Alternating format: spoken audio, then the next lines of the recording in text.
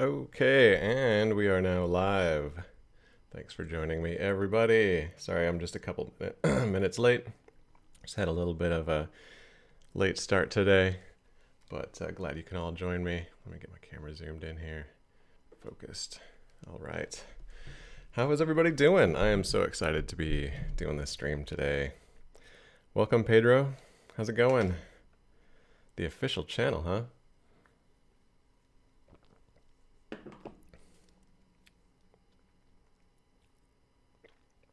Sorry, I don't speak Portuguese or whatever that is.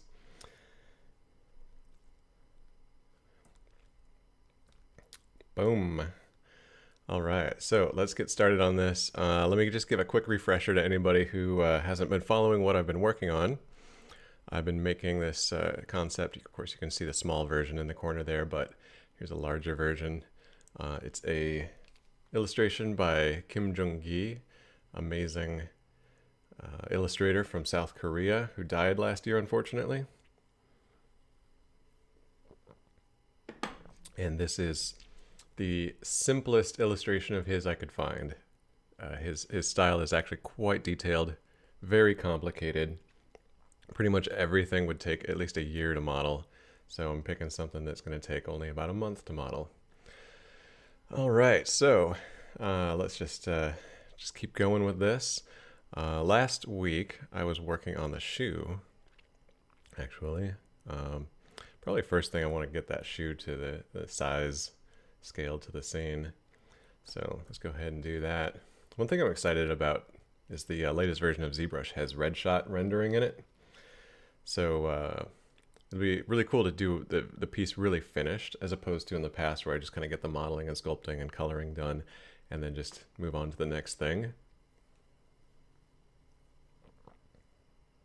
But now I'll be able to really take it to the finish line and do some really nice rendering as well. Hello, welcome. Looks like we got a couple other people in the chat here.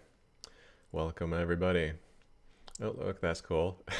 Got the creature inside the shoe. All right, so let's do transpose set here on this shoe, and we'll just get this. Oops, there's a mask. Looks like on one of those objects. Let's see, how's that? Okay, that looks better.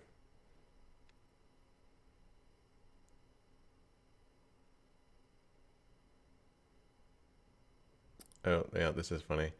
I mean, I'll just have to correct this after the fact, but the dynamic thickness, of course, looks much thicker when the shoe is smaller. I'll just have to go through and set all of those to about 1/10 the thickness of what they were before. So let's go ahead and do that. Let's see, this piece does not have any thickness on it. This piece does. And of course, you're not seeing my screen. Or you're not seeing my full interface. Just for kicks, let me turn on the full interface. So there you go. That's everything I'm seeing across 3 monitors.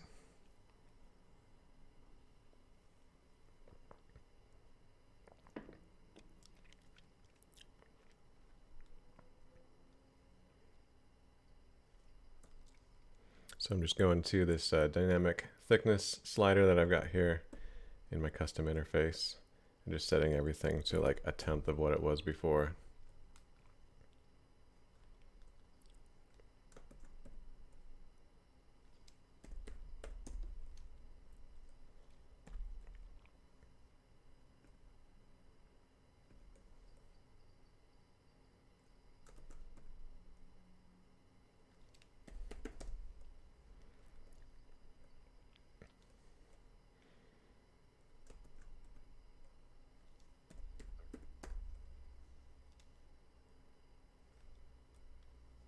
Probably should have made the shoe at the proper scale just to begin with, you know. But whatever. It's you do more work up front and less work later, or you do less work up front and more work later. Ends up being the same amount of work sometimes. And of course, there's a philosophy of working where it's like do more work up front and you actually save a lot of work later. But sometimes you end up changing your mind about how you want to do things, and then all that work up front is wasted. So you never know.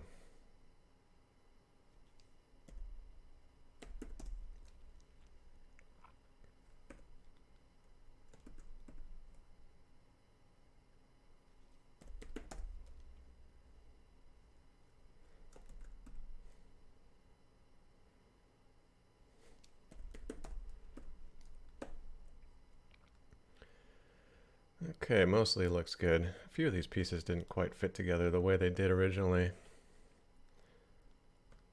Well, actually, no, there was a hidden piece that I wanted to keep hidden, so that's cool. Hey, Edgarus. Heyo. Yep, a tour guide for the interface for sure. Let's go back to just the canvas view. So I'm working on some new stuff for Ryan's Tools, my plugin. Some really cool stuff here that takes advantage of, well, it's kind of necessary because the new release of ZBrush has the keyshot render, not keyshot, redshift rendering right in the viewport. And actually let me turn my full interface back on. I don't know if you can see, but you can put in a texture into the background. And then that texture will, it's like an HDRI image, right? It simulates the lighting of an environment. And so you can render with that lighting environment. And that's pretty cool, but it goes in the same image slot that I was putting my holodeck in Ryan's Tools. And so that's just not going to work because now the two are fighting against each other. So I rewrote holodeck, and now instead of using the same image background slot as the redshift renderer uses, I've now set it up so it's using a different system in ZBrush that creates this grid. You can kind of faintly see it, and that's the point. It's kind of supposed to be faint so it doesn't get in your way and like be obtrusive or intrusive or whatever. But yeah, the B blue for background, red for right wall, and G for ground. And it's also, it very coincidentally aligns with the XYZ, because XYZ is aligned with RGB. So X is R, right, red, and then and it's the left and right axis. B is the Z axis, which is blue or Z, and then green is the Y axis. So that's green. Anyway, so if you download the new Ryan's Tools, well, it's not released yet, but I'm going to be releasing it soon, but this will be part of it. So that could just be turned on and off. Have a nice little way to help orient yourself in 3D space.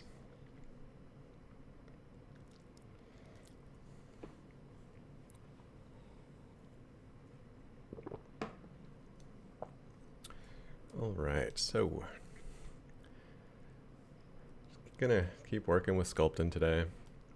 Let's keep working on this stuff. It's a big project, actually. It's a lot of things going on together at once, and it's just one of those projects where you just get in the zone and just keep working on it until it's done, and don't worry about getting to the finish line. Okay, so that shoe looks pretty close to the scale of the concept.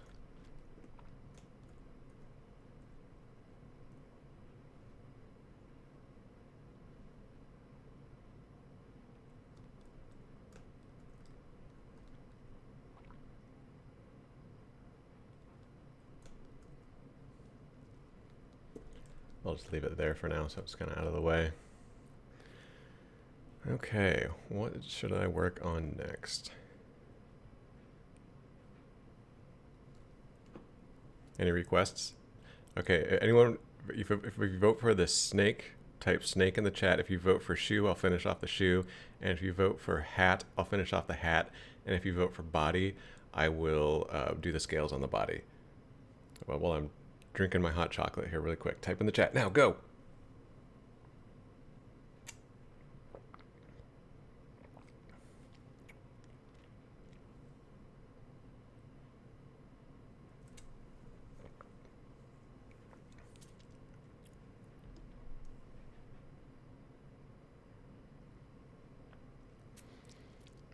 Oh wow, using like ChatGPT for making ZBrush scripts. Um, I have not tried that. I tried to get on the ChatGPT, but I just didn't get into it. They didn't let me in.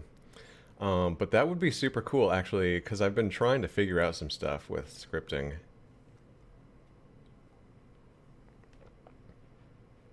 Like how to get the angle. So for example, if you alt click on, or if you click on an object with the with this transpose line, right? It shoots off a line from the surface, and I'm trying to figure out how to get that as an angle and then rotate an object to that same angle. We got a script in mind that would be really useful for that. So I haven't been able to figure out. It takes some trigonometry to figure that out. Okay, so 2 votes for snake, 2 votes for shoe. Come on, we need a tiebreaker.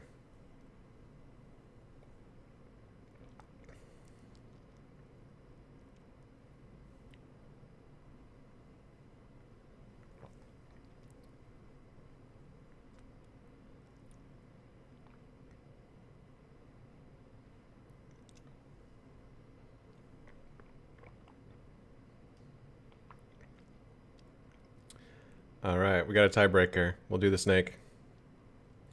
I just finished my hot chocolate. All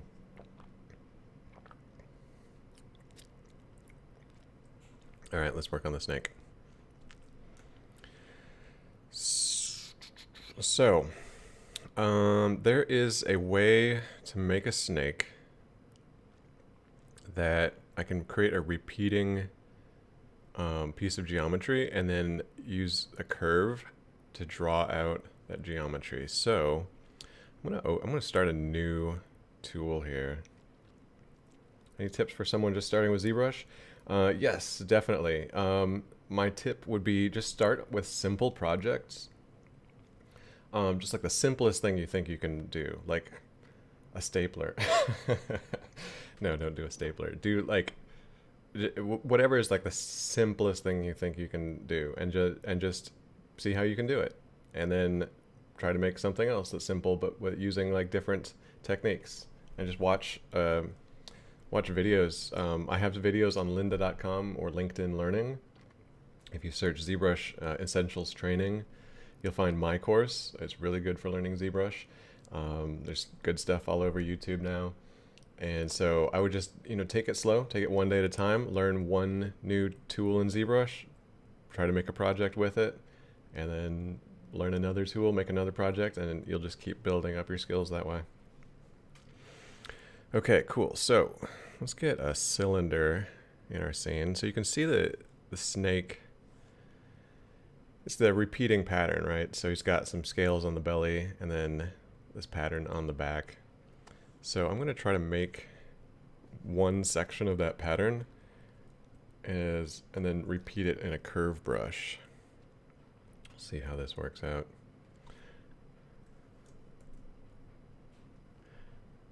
Trying to get fancy here, and every once in a while trying to get fancy ends up being like the hardest way to do things. Like you think it's going to make life easier. This is the work up front part of it rather than the work later. So let's see, actually this will be a great time to turn on my grid so I can see which way is forward and which way is backwards, right? Okay, I'm going to turn this horizontally this way. Actually, let's turn it this way so it's facing forward.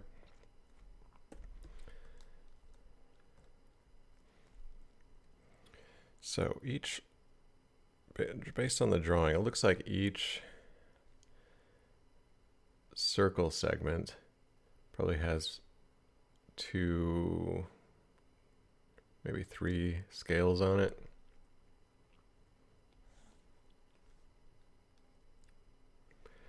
Let's see, I think I've got UVs laid out on this. Yeah, that'll be helpful.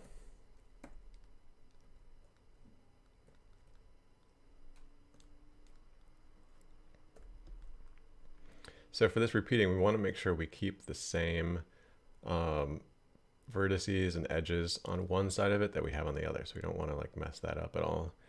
But I do want to simplify this geometry a little bit. So I'm going to turn on symmetry, and I'm just going to delete every other edge just to keep the geometry simpler.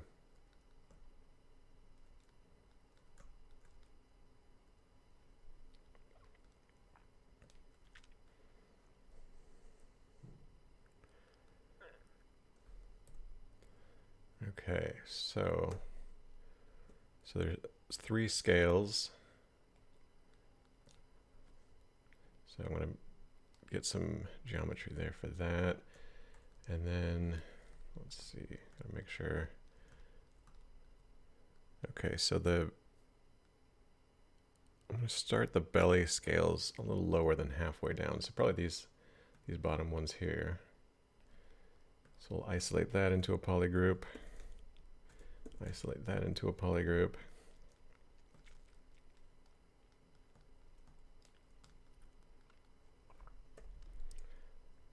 And let's see, there is a feature for extruding, I think, edge face. No,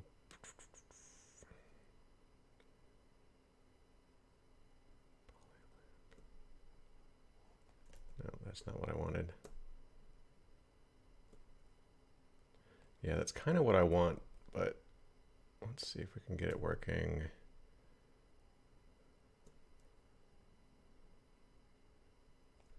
All across the entire thing. Edge loop complete is going to do it all the way around. That's not what I want. Edge loop partial. Nope. Polygroup island. Kind of, but not really. Alright, I'm probably just going to be a pain.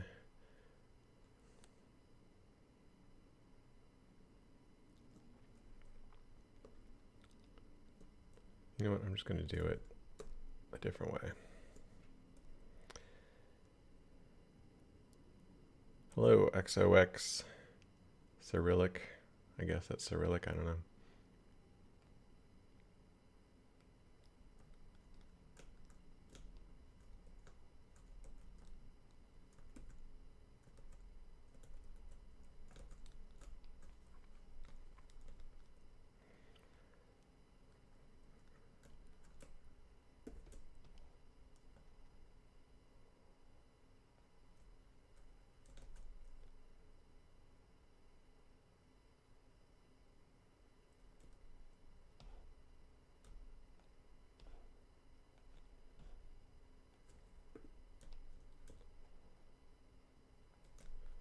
Let's see if this is getting the effect I want. Kind of.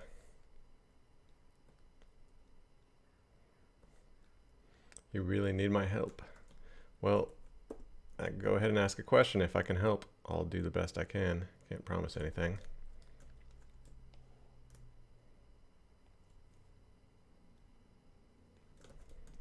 Just want to spread out some of these because I don't need them to be so close together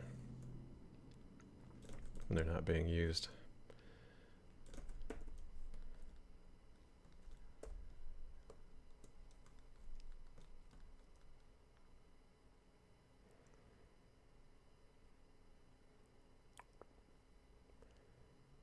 And I think I'll use creasing. Let's see if creasing will work.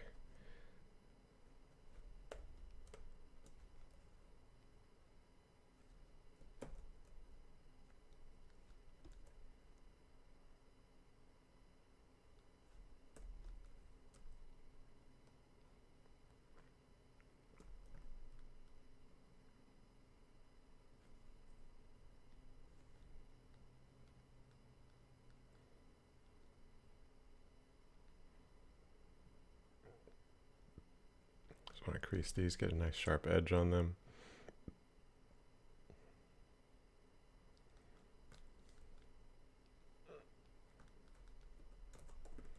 All right, cool. Let's see, crease open edges too. All right, that'll be pretty cool. That'll work for Snake. And actually, when it subdivides, let's see, I can decrease the amount of creasing so it's not quite so harsh, but that'll be cool. Actually, that'll look nice repeating. So Kov, should you buy a Wacom if you can afford it? Wacom, it's pretty good. It's kind of the industry standard in a lot of ways. But they've kind of got lazy and their drivers don't work very well. Um, a lot of people report, and I've had the same problem where my Wacom drivers just stop working and I have to reinstall them on a regular basis. So there's a new brand called Zen Slabs. I'm going to type it into the chat. And they actually are ex Wacom employees who made another company. And the reports are really good that everything just works great. And it costs about the same as a Wacom, maybe slightly less. So I would look into that. But yeah, definitely having a tablet if you're working in ZBrush is crucial.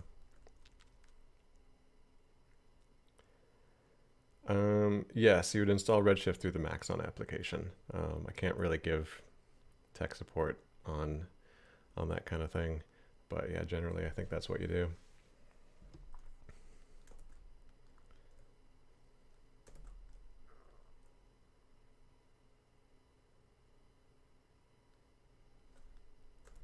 Yeah, glad I could help, Cove. All right, so we've got one section. Well, actually, let me look at what this did to the UVs now. Yeah, because changing the geometry just like destroyed my UVs. So I'm just gonna relay out my UVs cylindrically.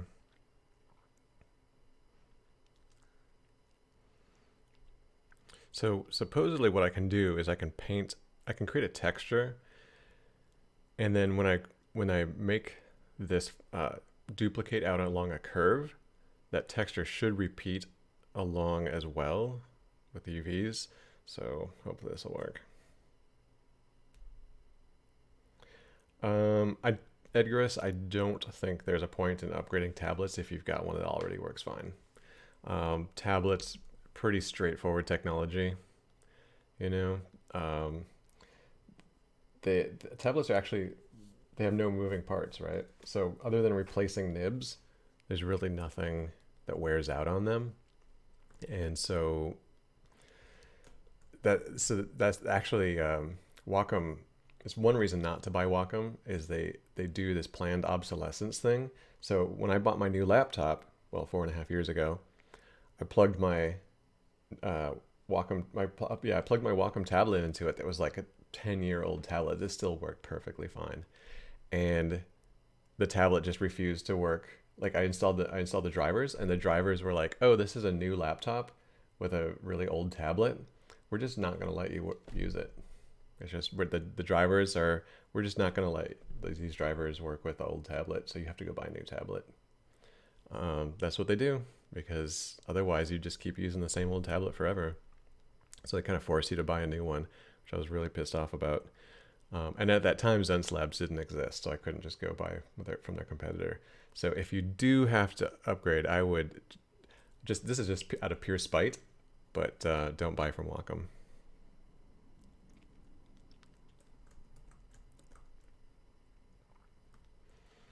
Okay, let's keep going with this. Actually, one thing I want to do, just create a little bit more visual interest here with the form on this snake. Just want to give a little bit of a push in right here, just to make it look a little bit more interesting. Okay, cool. So now I got to relay out these UVs so they're nice. I should be able to use cylindrical. Let's do this. Create projection, cylindrical. Let's see. Of course, it depends on the orientation of your object. So this might not work. Let's see how this did it. Nope, I did it the wrong direction. Actually, it might be right. I just have to make sure it's in the center of the world, maybe.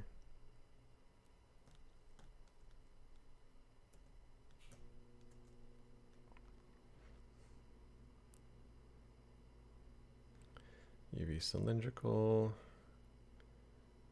Nope.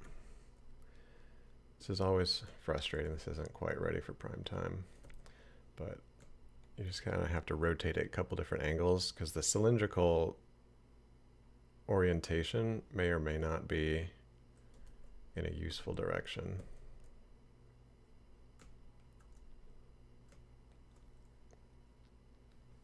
try it again.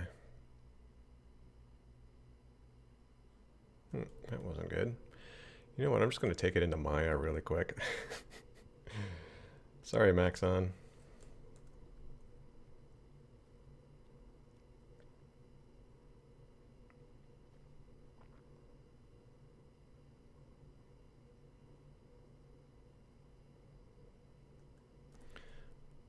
Actually, I'm going to try another thing really quick. Just auto seams. See what auto seams does.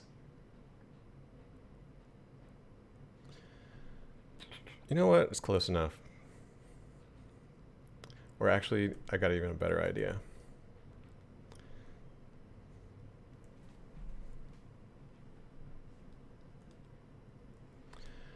I'm going to make a duplicate of this. I'm going to uncrease all. I'm going to use a new feature. I'm going to, because the new feature in ZBrush they just added with the new release is you can cut UV seams along creases. So I'm going to make a crease along this one edge and then set it to creased edges and unwrap. And let's see if that did it. Yeah, it did it. It put it right where I wanted it. Great.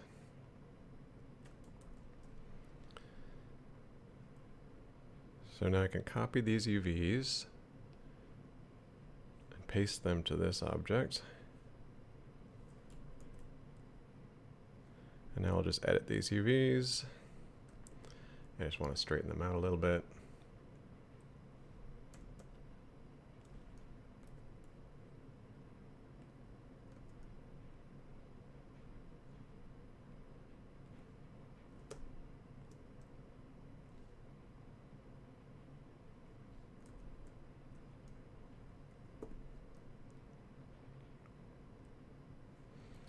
All right, great.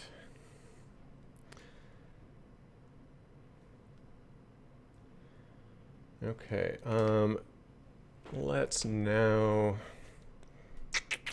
what am I going to do? I'm going to paint a texture onto these so that this texture can be repeated as well. Sorry, XOX, I cannot help with that kind of tech support, but if you send a support ticket to Maxon, they can help you out with that. And I have to apologize really quick. I need to take a restroom break. I'll be right back in a couple minutes.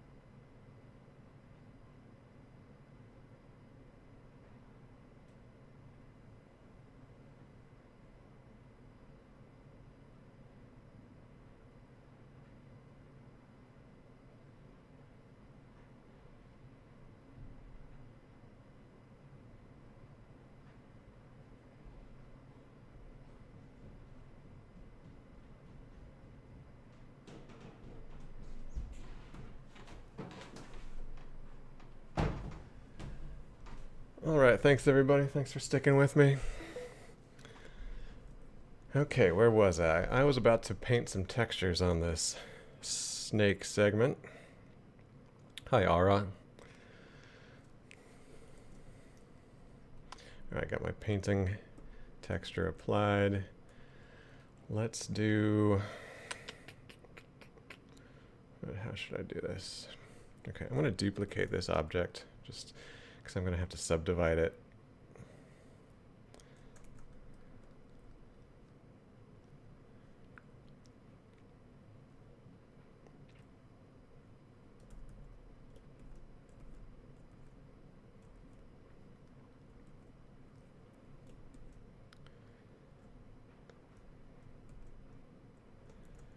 All right, so just subdivided it a bunch of times, and now I can paint it.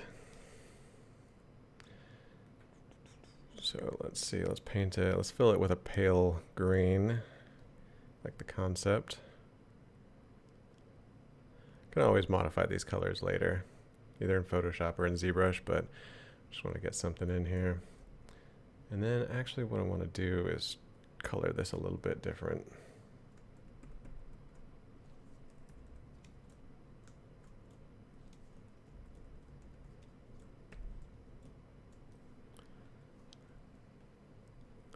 Color this a little bit more yellow.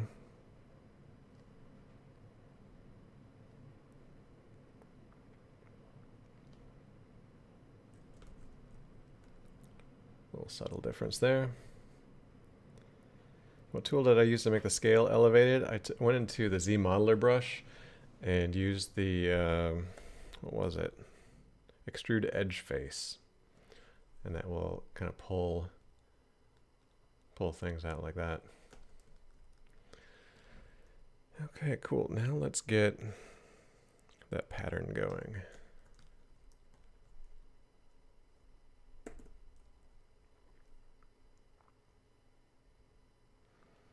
It's kind of loose and sketchy, so I'm not going to try to make a perfect circle, but I'm actually just going to kind of paint it on.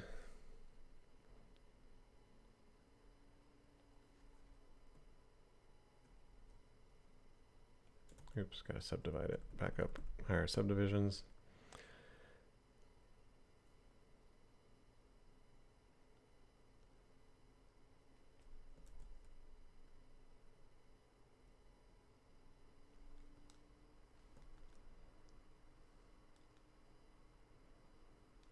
Yeah, that's pretty good.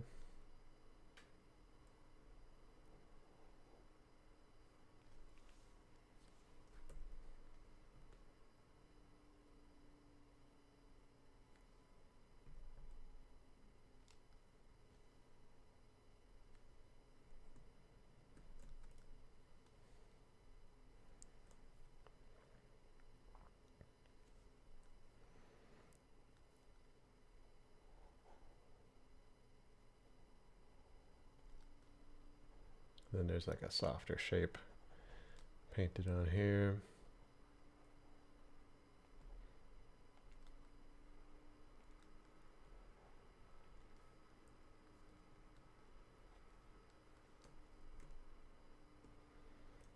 I'm going to paint just a little bit of a kind of a shadowy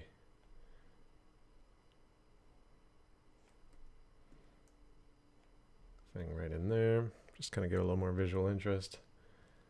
And do that on the other side too.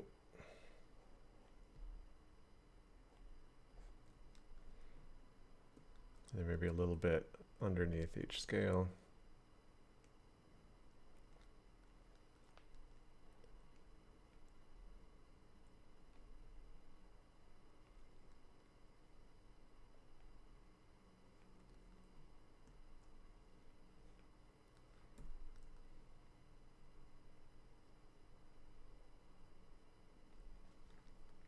Hey, Steamworks.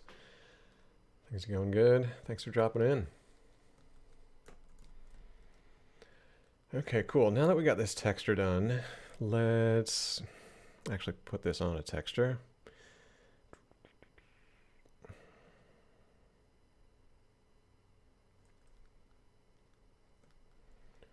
Okay, cool. So we got a texture here. I'm going to export this texture, save it out.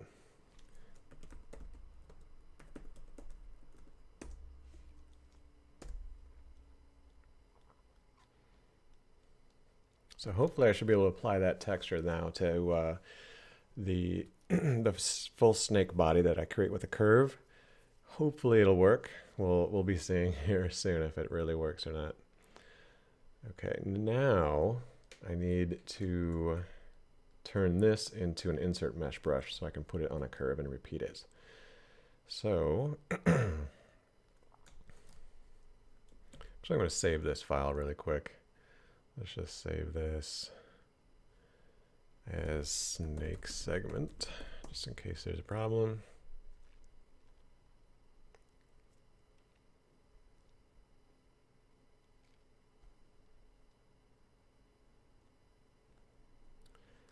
Okay, so we've got it.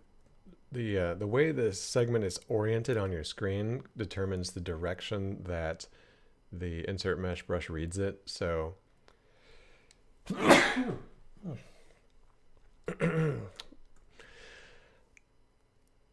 so I think it's facing up and down.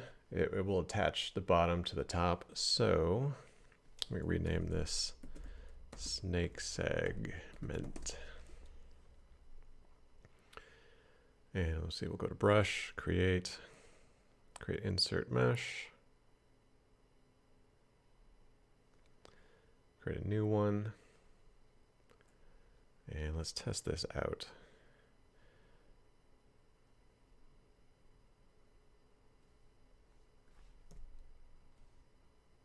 Okay, so it made this new insert mesh brush. Go to stroke, curve mode. Let's see what we want to do. That should be good. There's a couple different settings that are always, let's see, we want, it doesn't want to try parts, we do want to weld points. And let's see if this works. Nice, look at that, it worked. I can't believe it.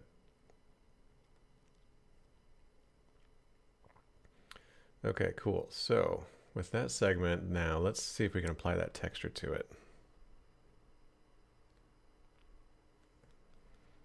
I think we just have to flip the map. Boom. Hey, look, it worked. I'm actually a little bit surprised it worked first try. I usually have to fiddle with the settings first. All right. That's looking good.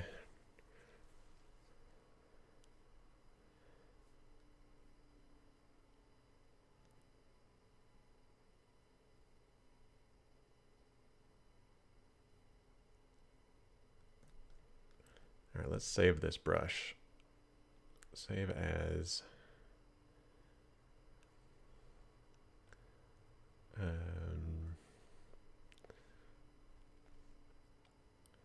the startup brush presets snake.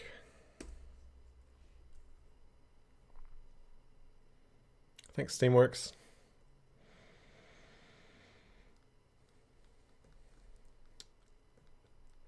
You know, ZBrush isn't... Oh, you know what? I forgot to paint the texture on that third segment. Let me do that really quick.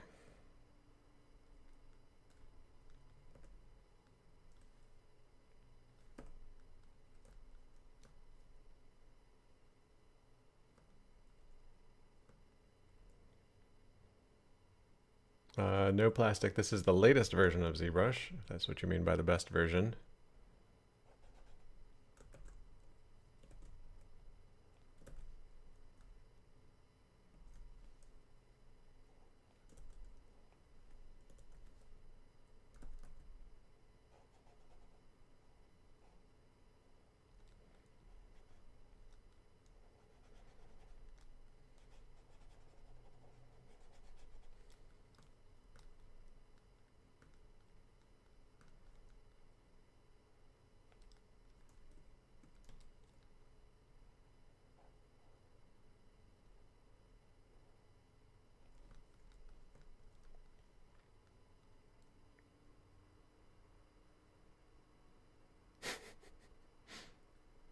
Edgarus. It's to give you challenges. All right, updating this texture.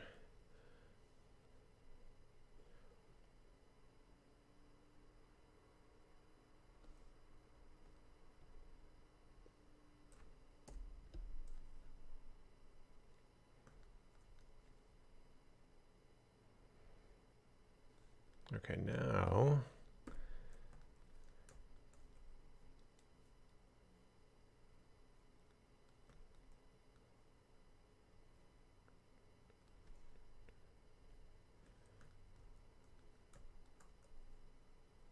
actually I want to move that shoe real quick because it looks like I made the shoe, looks like I gotta make it a little bit bigger because in the drawing it's actually about the same size as the crocodile's head.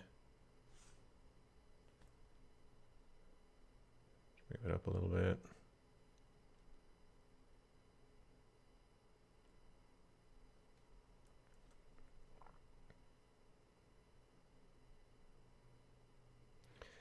Does new unwrap button initiate ZBrush application kaput?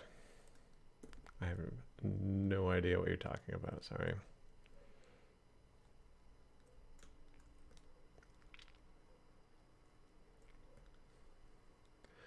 All right, let's draw some snakes out. How about that?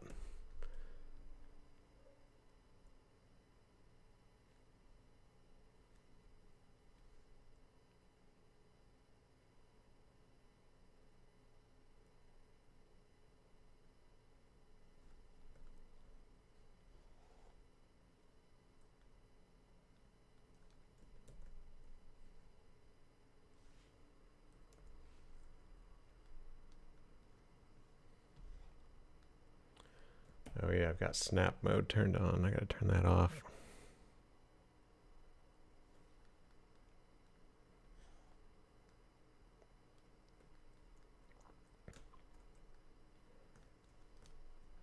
Okay, I made it with the belly of the snake going the wrong direction though. I'm gonna recapture this brush. But instead of the snake with the scales to the back, I'm going to do it with the scales to the side. That should help with that.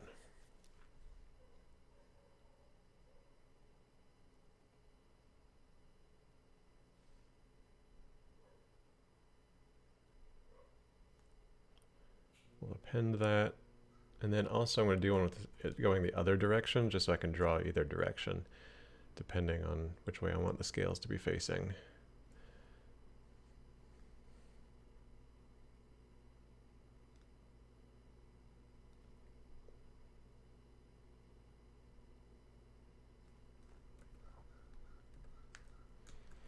All right, let's try this again.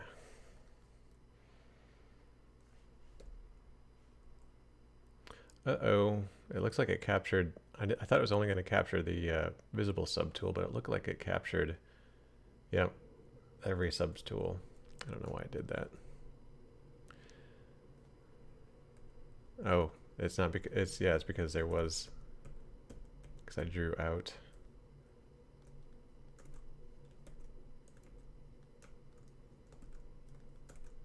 I drew out that snake on the same subtool, that's why I did that. All right, let's try this again.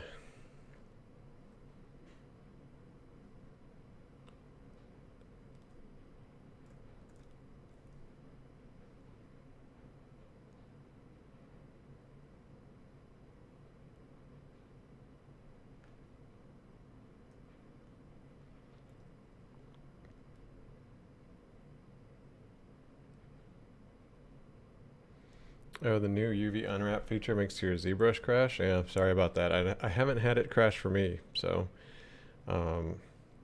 Sometimes if a mesh is really complicated and dense, it'll definitely run into problems, or at least it'll lag. It can take, I've had it take like 10, 20 minutes to unwrap a really dense, complex object, so sometimes you just have to be patient.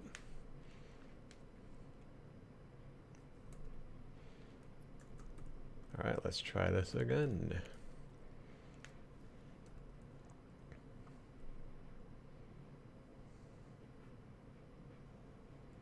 Let's see how that looks. Oh. Brush, why is, no it's not. Oh, weld points, I wonder why that turned off. Okay.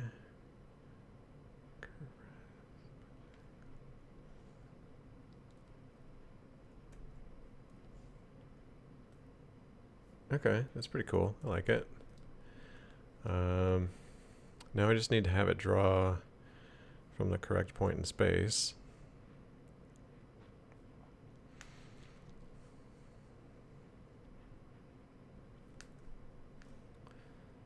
I'll just create an object to start just in the right point in space to start drawing this from.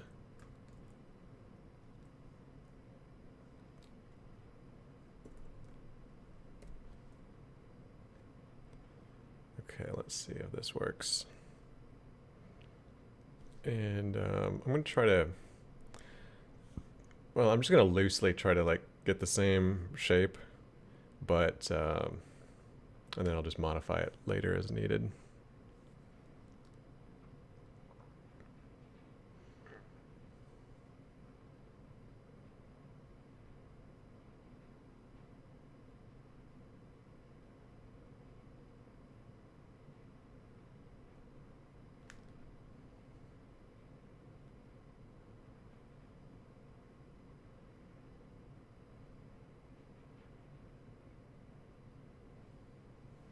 That actually would have been hilarious if he was wearing Crocs. So I'll do the head as a completely separate object and then just kind of like bridge the gap between the head and the body that I'm making now.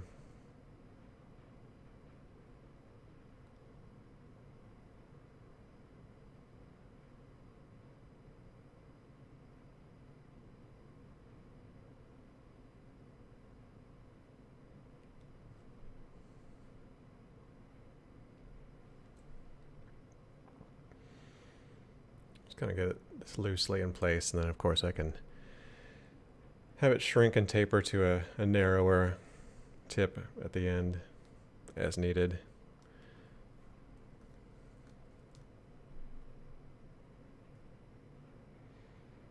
So the slime brush is a new feature. Actually, I can demonstrate it really quick. Let's see. Let's demonstrate slime brush, shall we? So I don't think it works with objects that have subdivision levels. But let's say you wanted to, I'll just mask off a piece of him here and a piece of him here. And then we'll go to the slime bridge, which is right there and under the tool palette. And click slime bridge. And you see what it does is it like bridges those two masks and creates these new pieces of geometry. Let's see, it's a little bit crazy.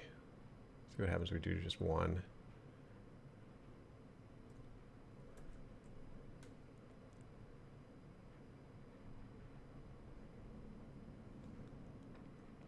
So you can set like the number of these tubes that get created.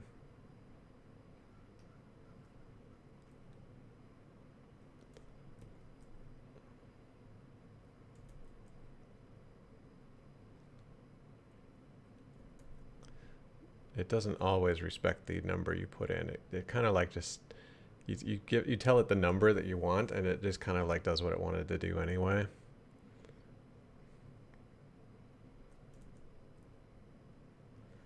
But yeah, you keep playing with it, you might get a result you like.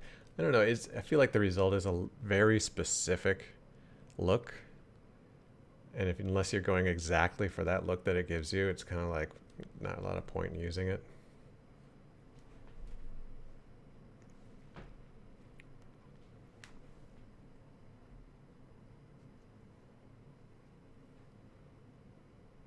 Thanks, Latati. Hey, Llama. Thanks for dropping in.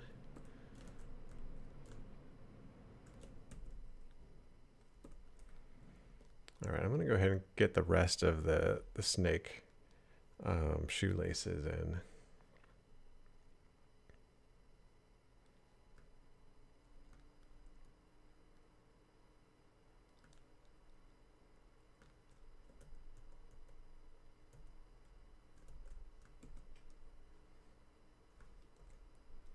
Just going to hide those ones temporarily.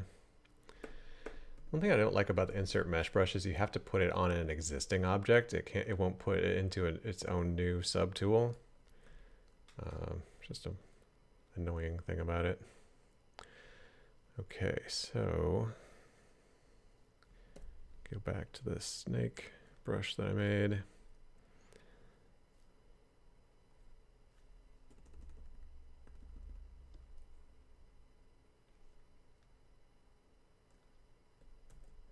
Actually, for this one, I'm going to use the original.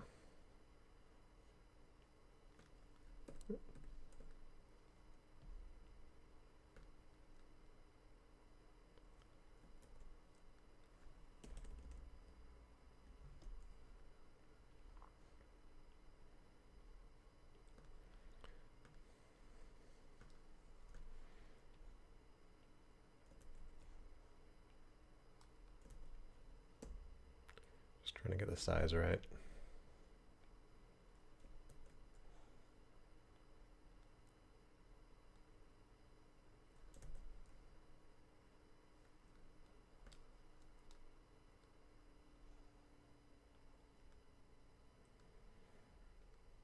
Okay, yeah, that'll work.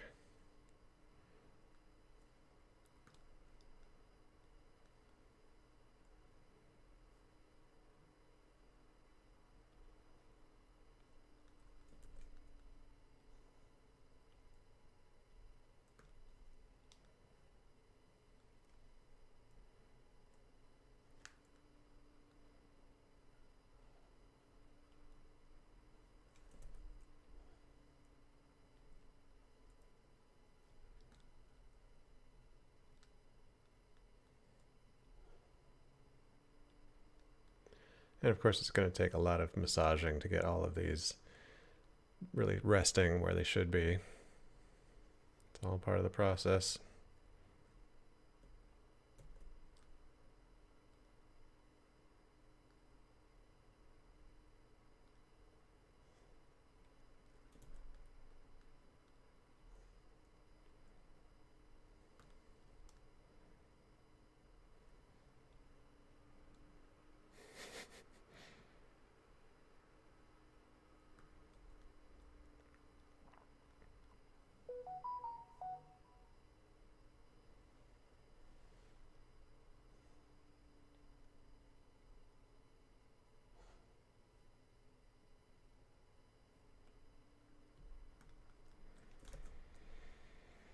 Okay, cool, yeah. So from here, I'm just going to start massaging these. Oh no, I didn't notice this, but somehow I got, oh yeah, I got a creased edge where I didn't want one to be. I'll just have to go through manually and uncrease that. It's always something. I don't want to go back and redo all of these. Okay, so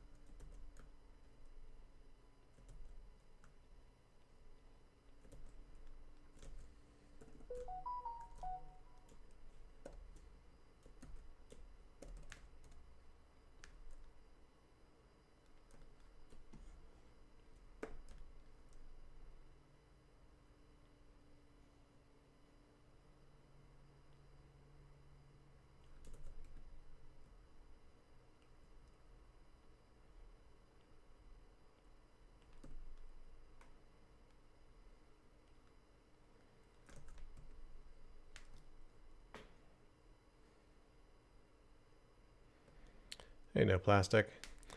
Yeah, I mean, you could do that, but oh no, what's happening here? Oh, that's not doing what it's supposed to do.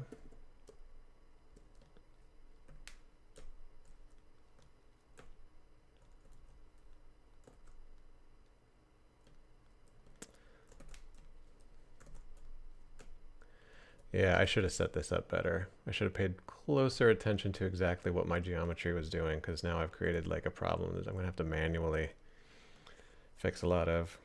I mean, you can use Z-serves to convert them to curves, but it doesn't, you can't create complex repeating geometric patterns like this using that method.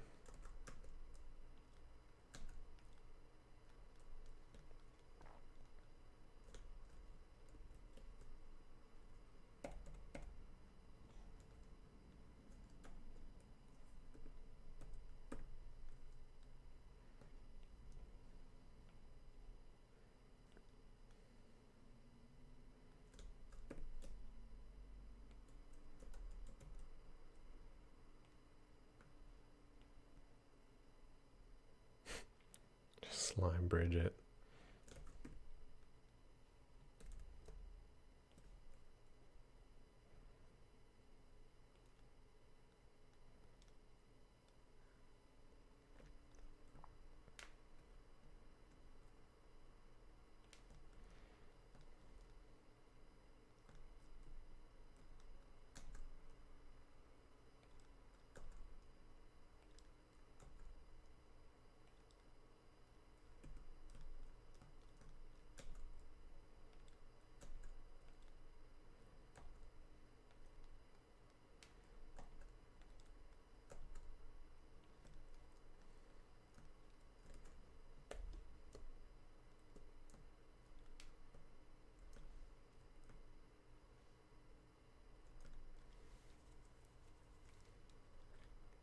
So if this was like a really professional job and I needed to create a lot of these snake things, I definitely would have gone back to the original thing and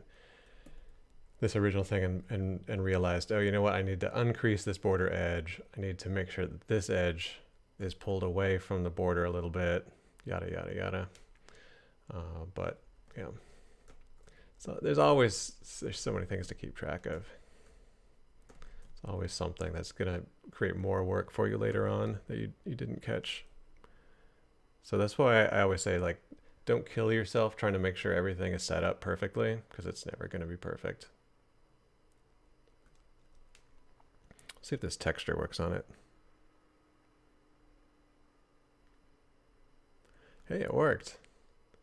See, that's something you can't do using the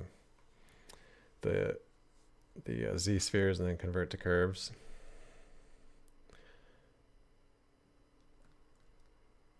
Well, I mean, I guess you could convert to curves, but doing it this way was, I really don't know how that's going to be that much faster, honestly.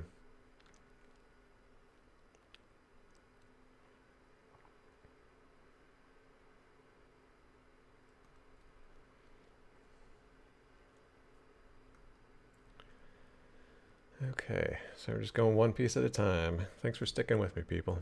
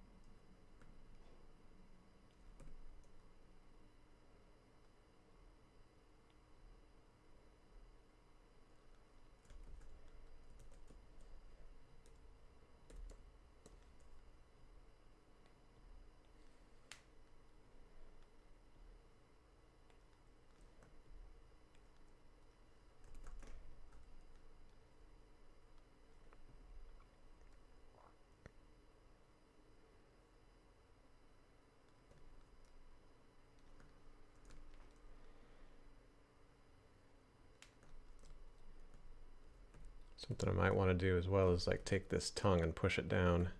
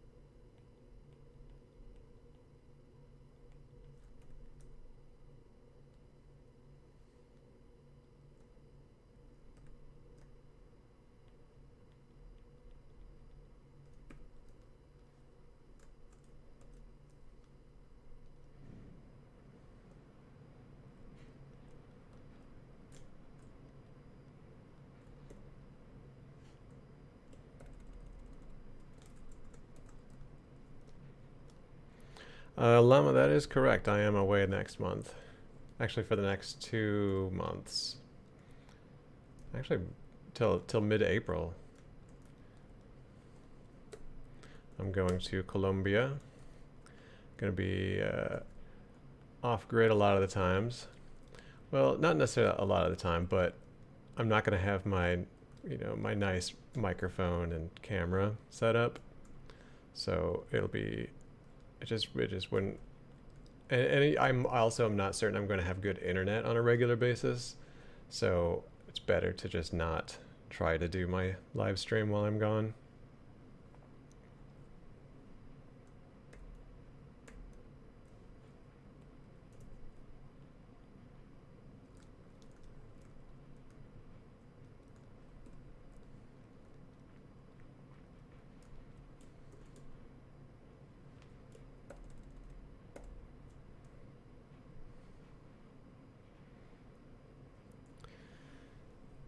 How do I manage off-grid? Well, I'm not going to be totally off-grid most of the time because I still do need to get work done, right? So really it's more of a matter of, I mean, I do have to like pay attention to like, do I have internet? Do I have electricity? Because I do have to get work done. And so, yeah, I just, try to make sure that I'm in places where I can get internet. Sometimes it's a hassle, but it's worth it. Just to be able to get away and go somewhere.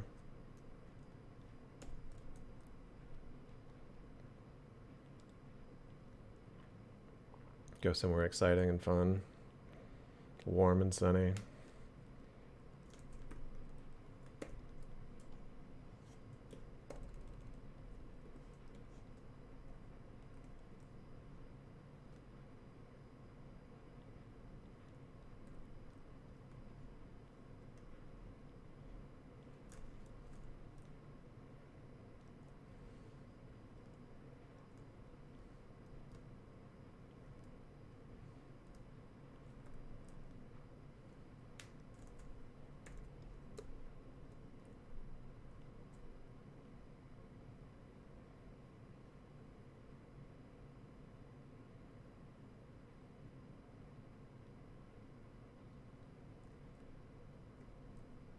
Country bunker?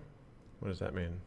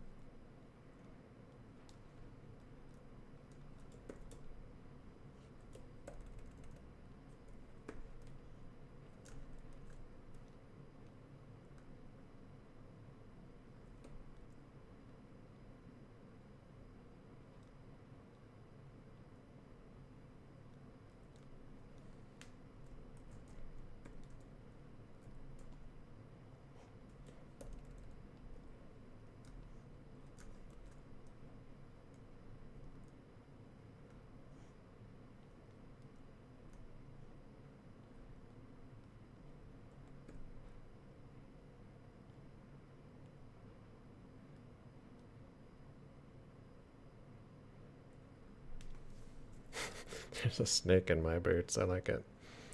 Classic.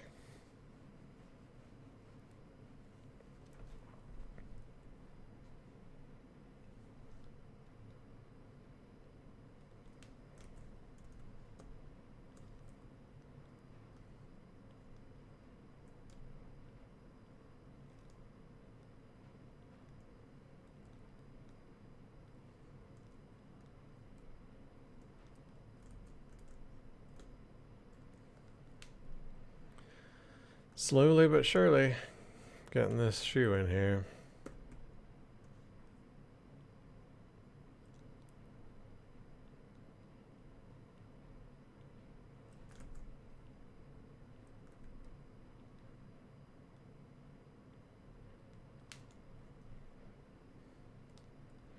Am I big on photogrammetry? I have done photogrammetry before. It's definitely cool. It has its uses for sure. I don't do it a lot, but I have done it from time to time. Or either I'll do it for my own projects, or my clients will sometimes take photogrammetry and then want me to clean up those scans because they are quite messy a lot of times. So yeah, it's cool.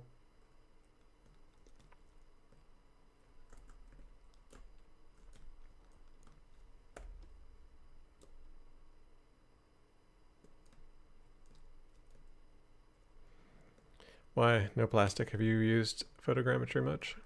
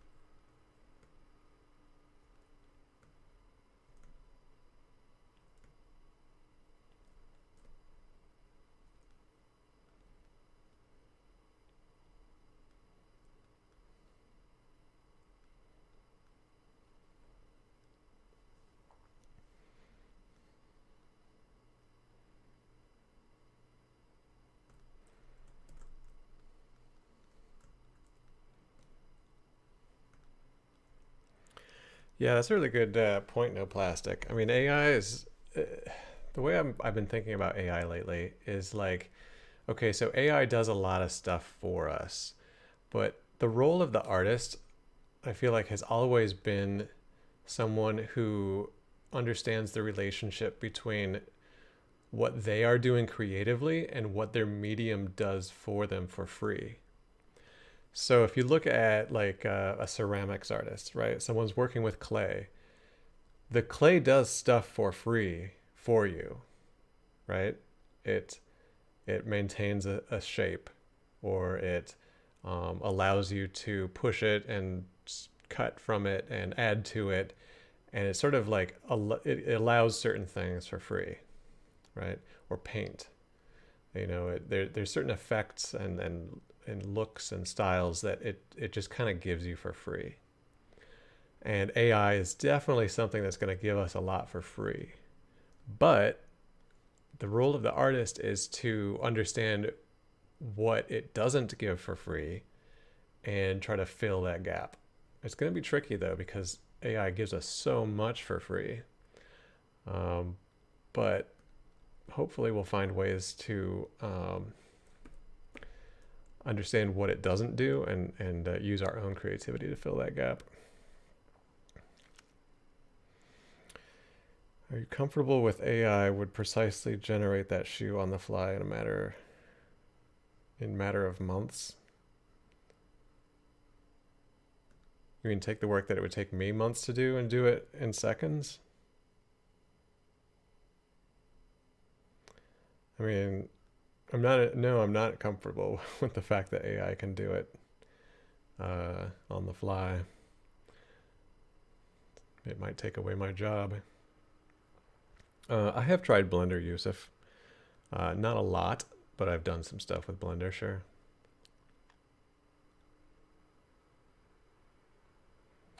Begzod, this is a continuation of the model I did in the last stream.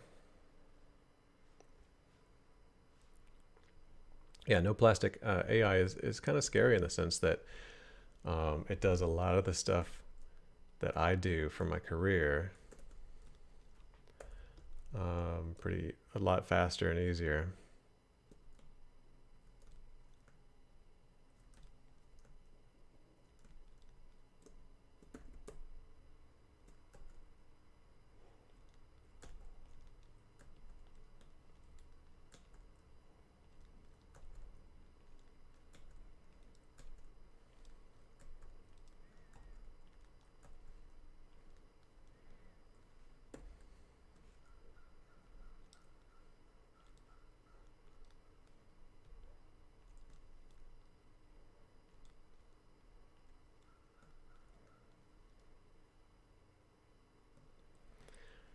Well, just a year ago, I would have said that AI 2D generation isn't very advanced yet either. And I would have been proved very wrong just a month later.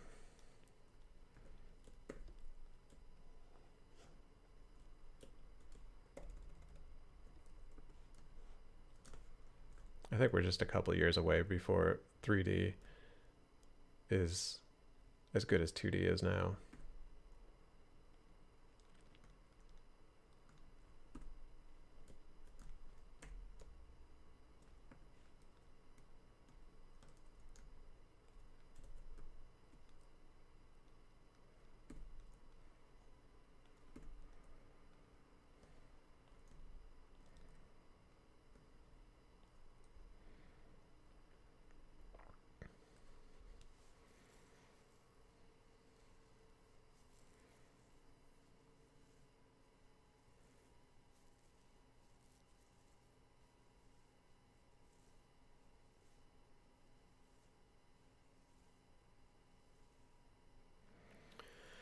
I think they'll figure out how to do hands here shortly.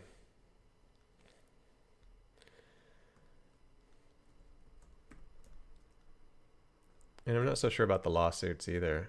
I mean, artists have been copying and stealing from each other forever. And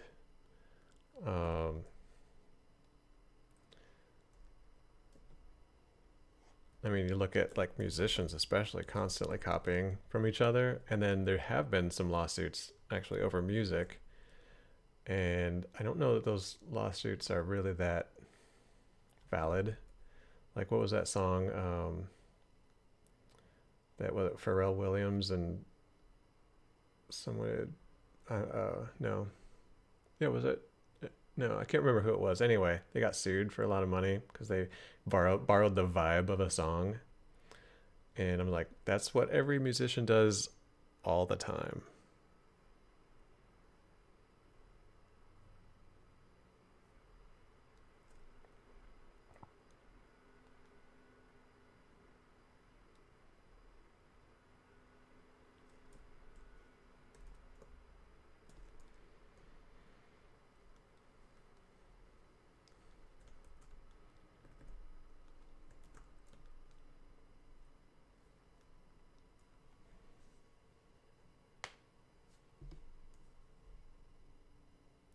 That is true, Edgaress. The amount of 3D assets that AI can learn from is much more limited. I'll give you that.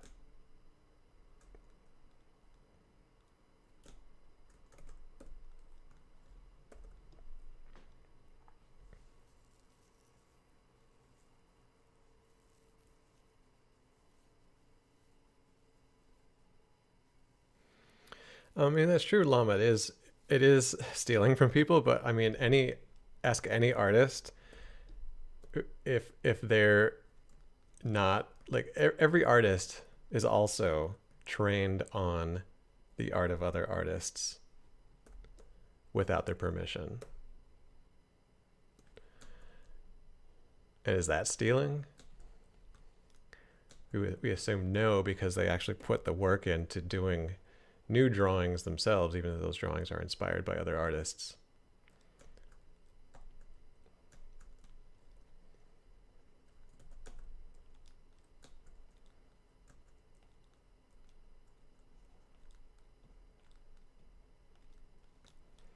So, I mean, true, when you type in a prompt into Midjourney, you're not doing the work of creating an image, but the AI is, just because it's faster at it and better at it than most people. Is it's cheating? I don't know. I think it is dishonest if you type in prompts into Midjourney and you say, I created this image. I think that's disingenuous. I think if you say, I typed in this prompt and Midjourney made it for me, I think that's okay to say.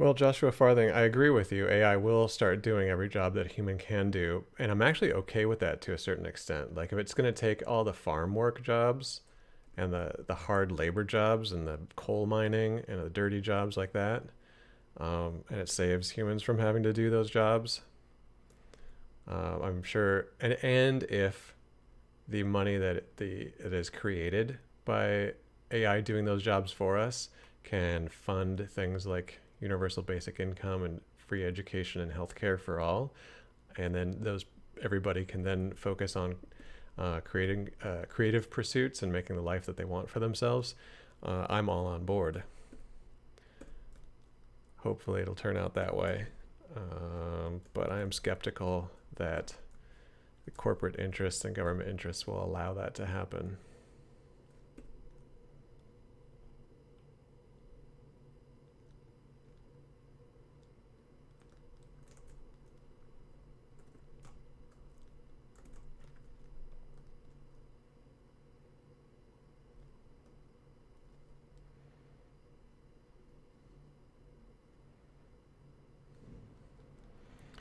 All right, we're getting there.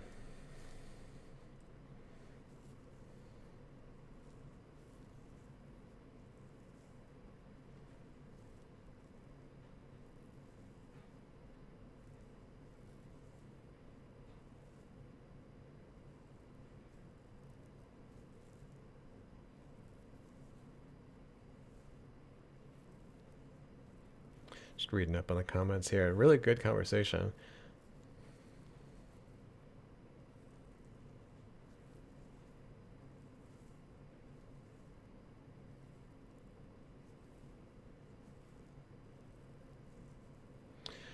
It's interesting. Allow me to say that the all artists base their work on other artists, which is true, but this is more of a cloning work with very slight differences. That's but that is also what most art you see is cloning of other art with slight differences, even if it's made by 100% by a human.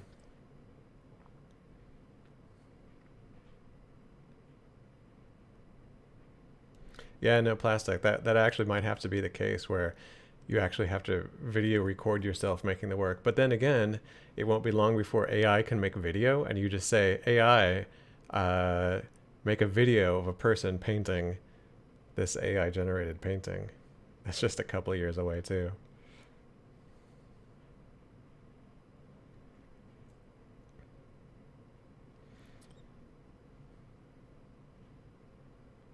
Yeah, no plastic. Hopefully, uh, the robots will make the food for us, and we all get the food for free. That would be an ideal world.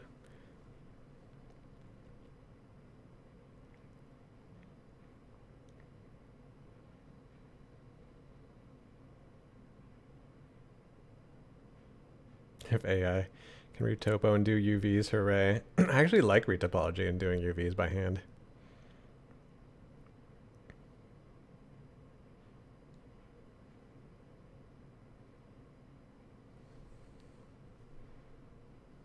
What's weird to me is that I never expected AI to get better at making art before it got good at picking fruit and stocking shelves in grocery stores. That was not expecting that to happen. I thought the manual labor jobs were going to get done by AI first.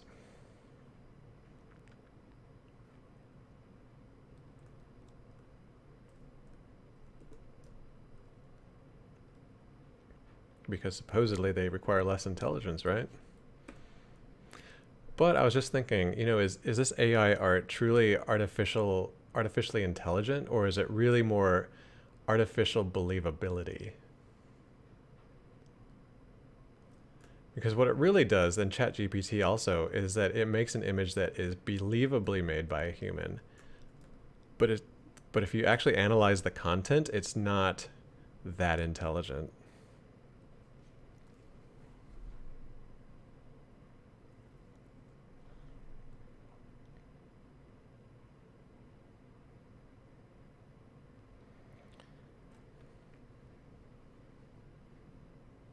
That is true.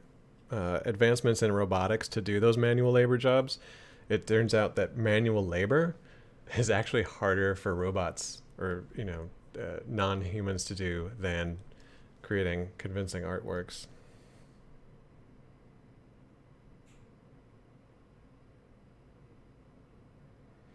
Oh yeah, farmers. I mean, farming hasn't been a small family operation for decades. My family on both sides of my family were potato farmers, and there were some of the last small family farms around. Actually, most farms are now like big corporate operations. All right, I'm not going to specifically work on the shape of these snakes until I get the hands posed, and then I'll fit the snake to the hands.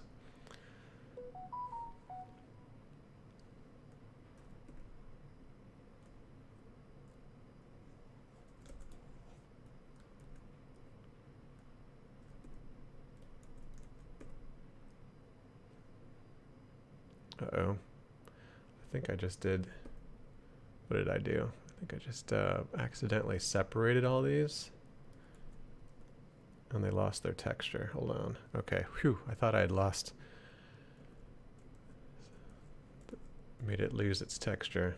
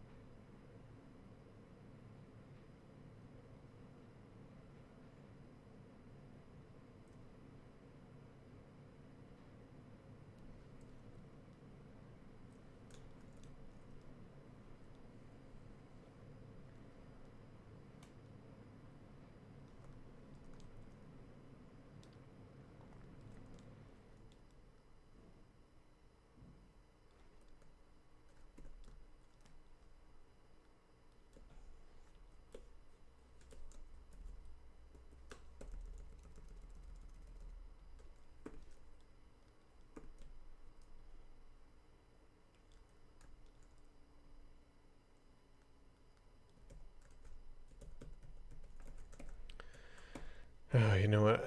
I gotta, before I go get too far ahead of myself, I've got to go and manually uncrease all of these because I didn't plan ahead well enough. 'Cause sometimes I plan too much ahead and end up wasting time anyway. It's always a balance. I always find that working with freelance clients, because a lot of times you're kind of, with a lot of the artists I'm working with, we're kind of exploring the idea as we're sculpting. We're like exploring the idea in 3D, and then what happens a lot of times is you'll start making something, and then you'll realize the artist I'm working for, the client, will say, "Oh, you know what? Let's actually go in a different direction. Let's do something different." I might have set things up with a lot of pre-planning, and then all of that goes to waste because we go in a totally different direction. So in my freelance work, I've actually learned to not think ahead and plan things out so much in order to be able to respond more spontaneously in the moment, which actually ends up taking more time in the end because the client's constantly changing their mind. But if you're working on an hourly basis, they just pay you more for more time, so can't really complain.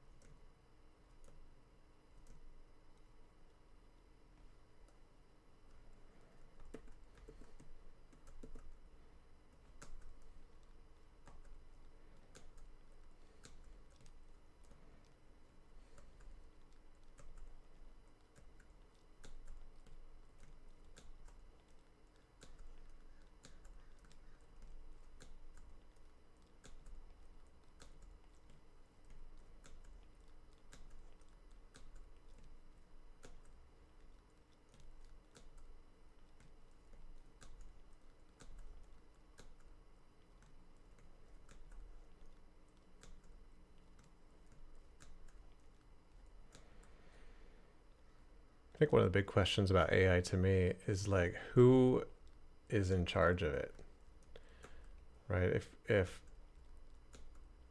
it's going to take the flavor of and the personality of the people who create it, right? It's going to get infused with their values, right? So if AI is controlled by a giant corporation, it's going to have giant corporation values. If it's created by Russia, heaven forbid, it's going to have the values of Putin, which wouldn't be happy about.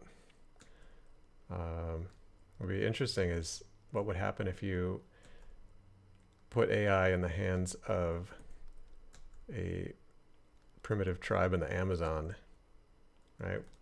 What would be the values that they would imbue AI with? What would they want it to do?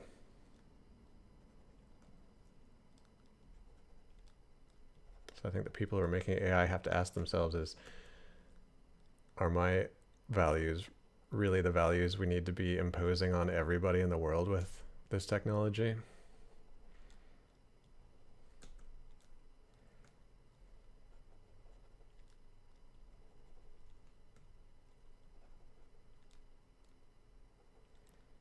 And one of the values that I don't think is necessarily an absolute value is the value of intellectual property. It's a pretty relatively new value, actually, in human history. The fact that you can own an idea, it's kind of a new concept. And I think maybe it'll be time for that to go away, where ideas just belong to everybody equally.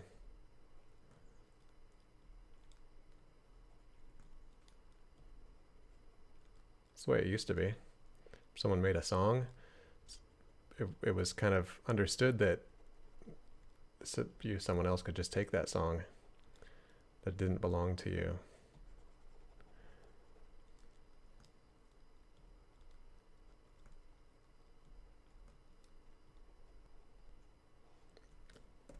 Just because their jobs are sucking their souls.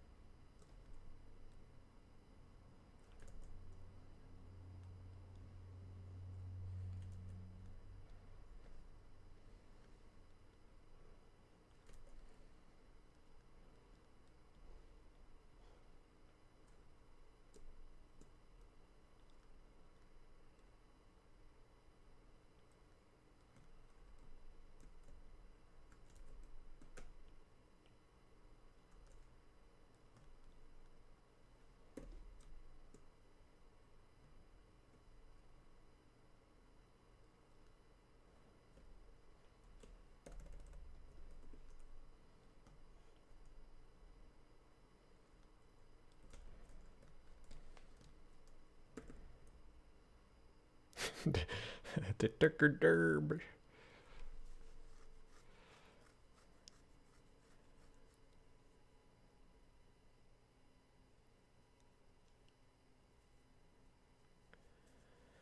Cinemavi, AI is already doing 3D modeling. It's not doing it great yet, but if the pace at which it picked up 2D art is any indication, it's not going to be long before 3D modeling is done really, really, really well by AI.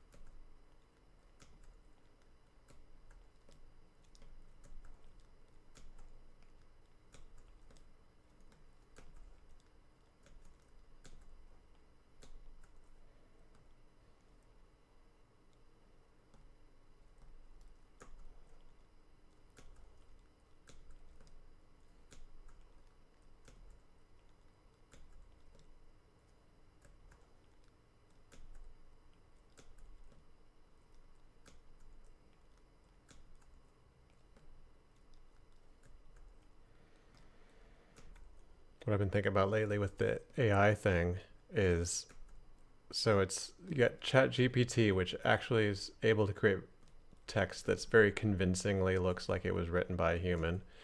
And then you've got Midjourney, which is able to create, or the other AI image generators, able to create images that in some cases are indistinguishable from photographs, although you can kind of mostly sort of tell.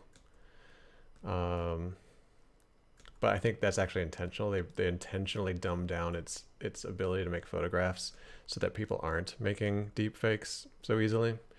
But actually, so my point is, where I'm going with this is that it's not going to be long before AI can generate video that convincingly shows a performance of a human, and with the facial expressions and the vocal tone and the emotional acting that's required to convince someone that they're actually looking at a video of a family member, for example.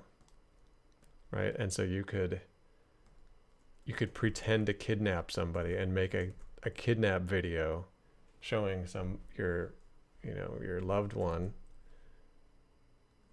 in a hostage situation, and hold them for ransom, and you never even had to kidnap them, and it looks totally real.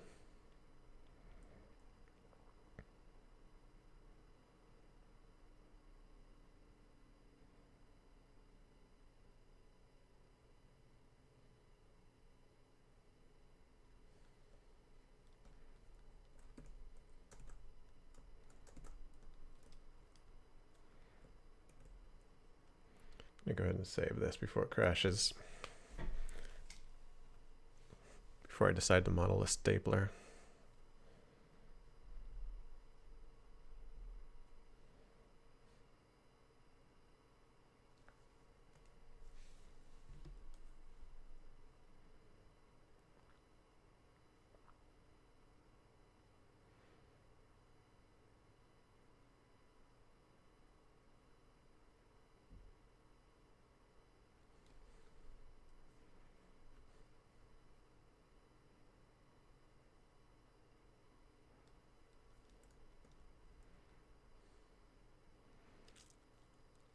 All right, I've only got about 15 minutes left. What can I do in 15 minutes?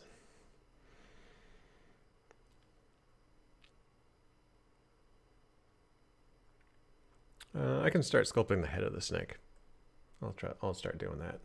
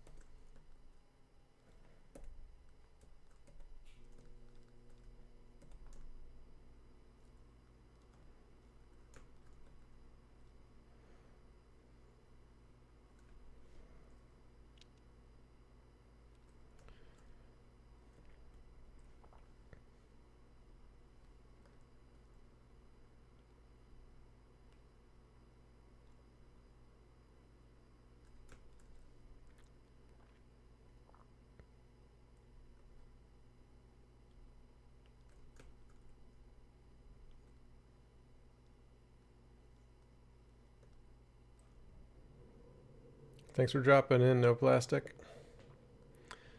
Glad you enjoyed it. Hope to see you next time.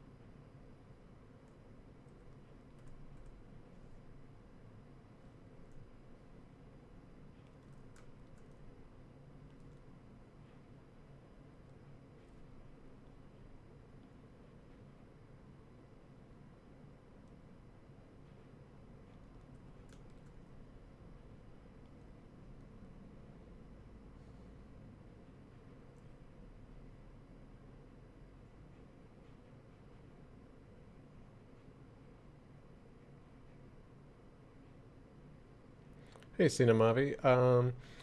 Yeah, I mean, I've been really lazy about posting my work on social media, but yeah, I want to get back into doing that more. Check me out on ArtStation or Instagram. Just search my name.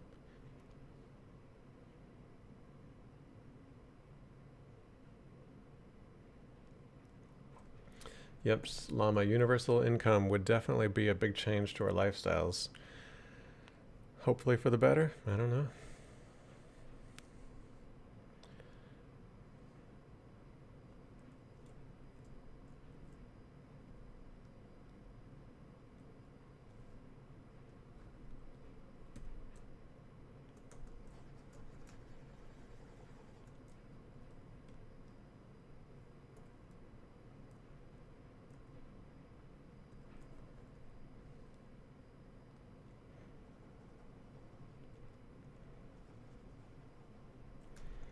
We're just going to try to do a really rough block out of this snake head here before we cut for the day.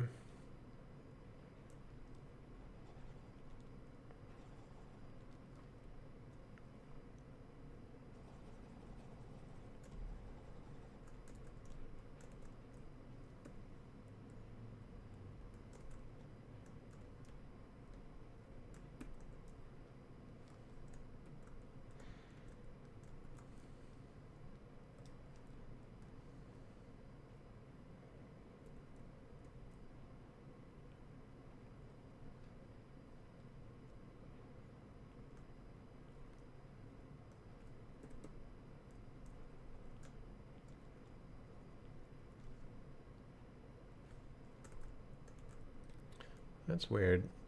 Something is behaving really weird, like there's two meshes overlapping or something. I don't get what's going on here.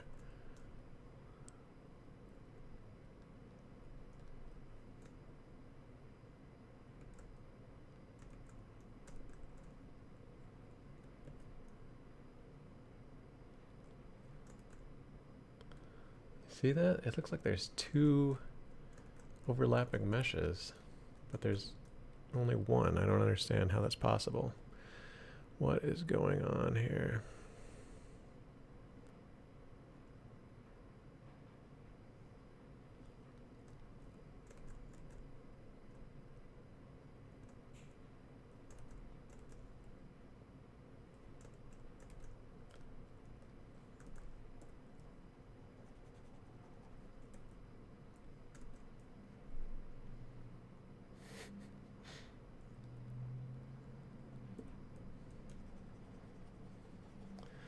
It's a horror movie, The Revenge of the Stapler.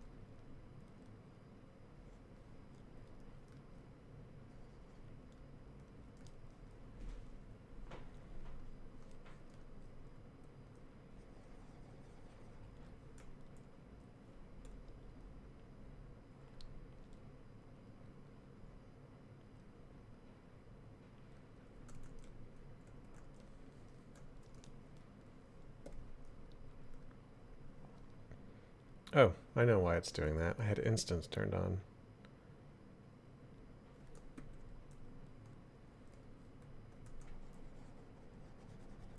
I had a mirror copy of the same model mirroring over itself.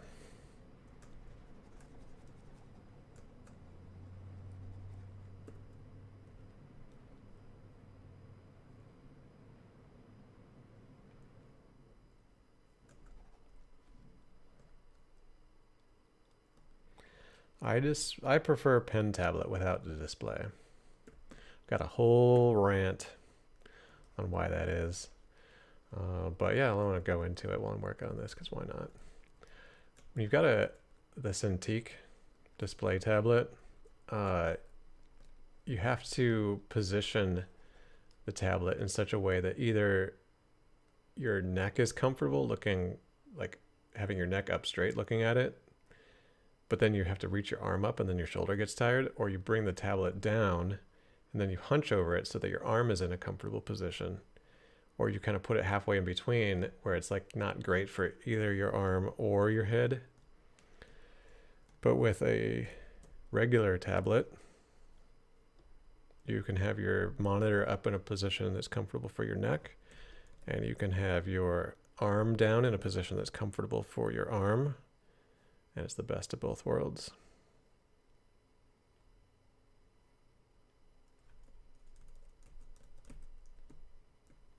And they just cost less. I mean, I just train my eye-hand coordination so that it lines up with the cursor on the screen, not with my hand on the tablet. And then my eye-hand coordination works just as well as it would as if I was drawing directly on the screen. And then your hand doesn't cover up part of the screen this way too. Like with a Cintiq, your hand is covering up part of the screen.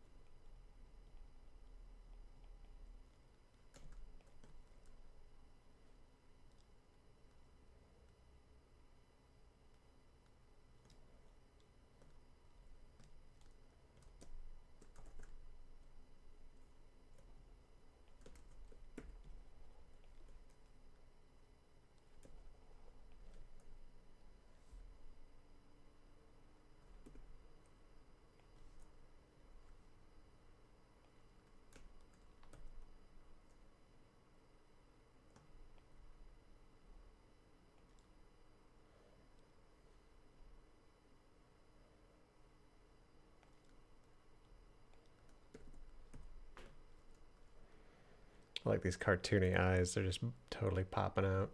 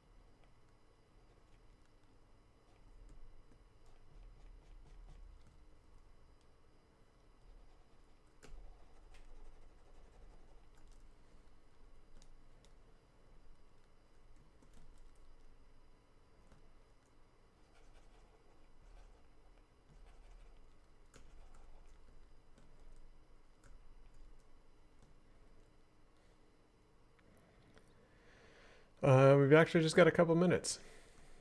Just wrapping up the final touches on the block out of this snake head here.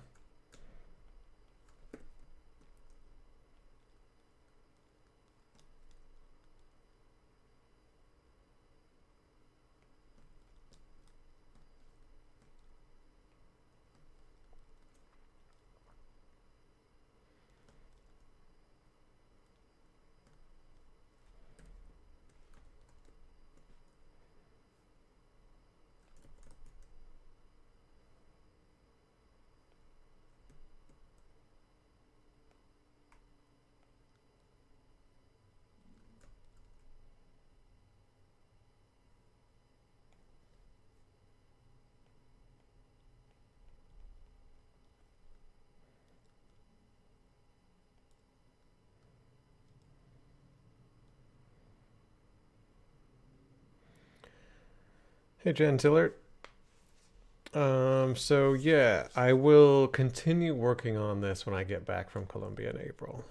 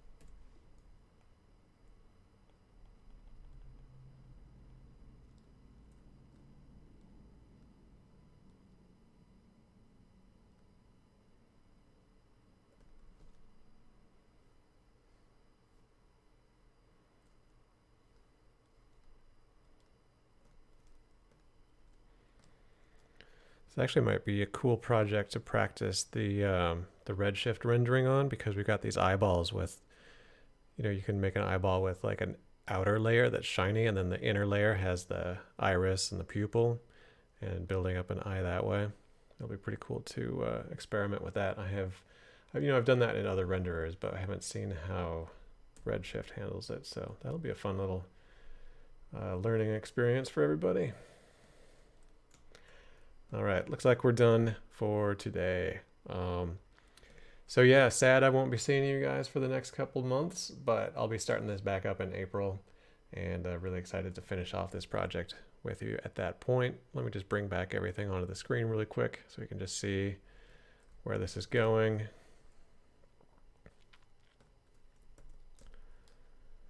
Oh, I've got an overlapped.